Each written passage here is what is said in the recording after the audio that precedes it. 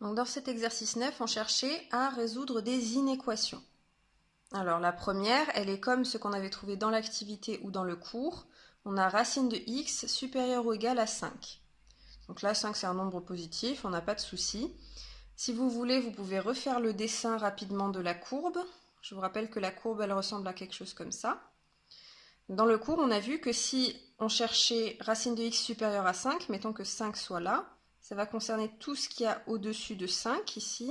Donc ça va concerner la partie supérieure de la courbe. Et donc ça va concerner cette partie-là de l'axe des abscisses. Donc ça va donner un intervalle de un nombre ici jusqu'à plus l'infini. Et ce nombre, c'est simplement le nombre qu'il y a ici au carré. Donc 5 au carré, ça fait 25. Donc les solutions, ça va de 25 jusqu'à plus l'infini. Plus l'infini crochet ouvert, par convention. Par contre, là, on a un supérieur ou égal. Ça veut dire que le 25, on va le prendre dans l'intervalle. Donc on met des crochets fermés sur le 25.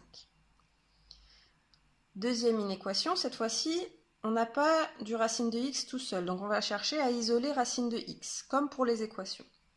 Premièrement, on va se débarrasser du moins 9. Donc on fait plus 9 des deux côtés de l'inéquation.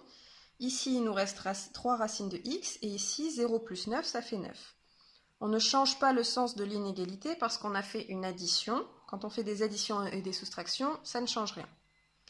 Ensuite, on veut se débarrasser du 3. On a une multiplication ici, donc ça veut dire qu'on va diviser par 3 des deux côtés de l'égalité. À gauche, 3 racines de x divisé par 3, il nous reste juste racine de x. Et à droite, on a 9 divisé par 3. 3, c'est un nombre positif, donc ça ne change pas le sens de l'inégalité de diviser par 3. 9 divisé par 3, ça fait 3. Donc on se retrouve avec racine de x inférieure ou égale à 3.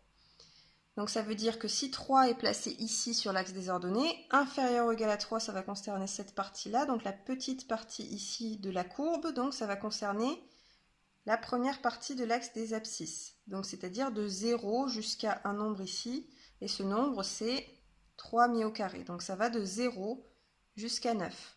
Attention, crochet fermé en 0, on le prend toujours le 0 parce qu'on a le droit de prendre racine de 0. Racine de 0, ça existe, ça fait 0.